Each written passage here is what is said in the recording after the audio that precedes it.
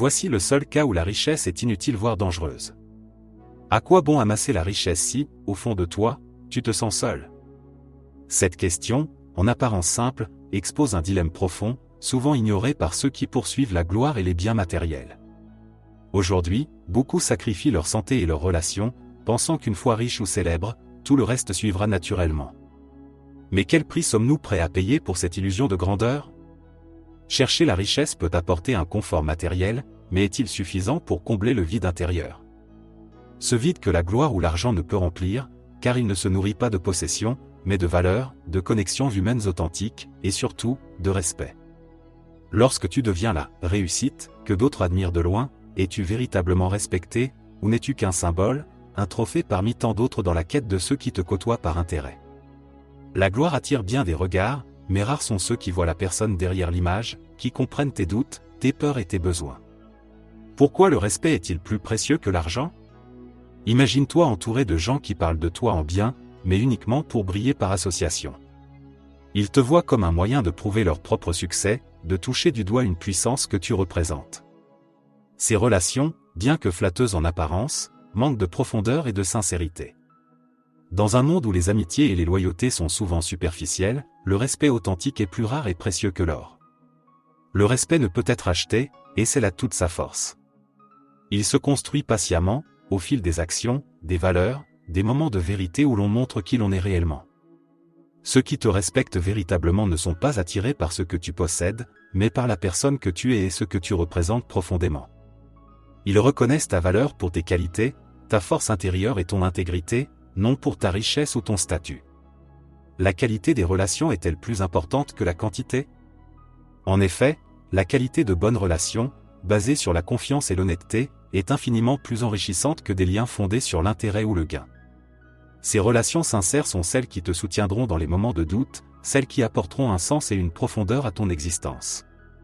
Ce respect mutuel que tu développes devient une fondation solide, un pilier sur lequel tu peux bâtir une vie épanouissante et pleine de sens. Le paradoxe, c'est que la vraie richesse réside souvent dans ces liens humains. Les personnes qui se soucient de toi ne le font pas pour ce que tu leur apportes matériellement, mais pour qui tu es, intrinsèquement. Elles te voient comme un être humain, pas comme une carte de visite ou un statut social.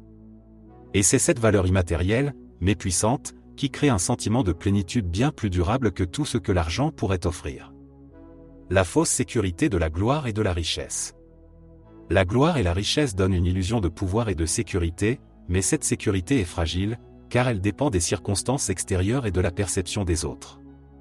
Un jour, tu es admiré, le lendemain, peut-être plus. La réputation est volatile, changeante, et baser son bonheur dessus, c'est comme construire un château de sable face à l'océan. La seule force qui demeure stable est celle que l'on tire de l'intérieur, de sa propre valeur, et du respect authentique que l'on a gagné par ses actes. La puissance du respect et de l'authenticité. Lorsque tu choisis d'être respecté plutôt que d'être glorifié, tu investis dans quelque chose de durable, qui te suivra même quand le succès matériel vacillera. Le respect découle de l'authenticité, de l'honnêteté envers soi-même et envers les autres. C'est une force discrète mais puissante, qui attire autour de toi les bonnes personnes, celles qui valorisent la profondeur et non l'apparence. Cultiver le respect, c'est faire le choix d'être aligné avec ses valeurs, de ne pas céder aux compromis faciles, même si cela signifie parfois refuser des opportunités alléchantes. C'est accepter de marcher sur une voie plus exigeante, mais infiniment plus gratifiante. Ce chemin, bien que moins pavé d'or, te mène à une satisfaction intérieure que l'argent ne peut acheter. Prendre soin de soi et des autres pour vivre pleinement.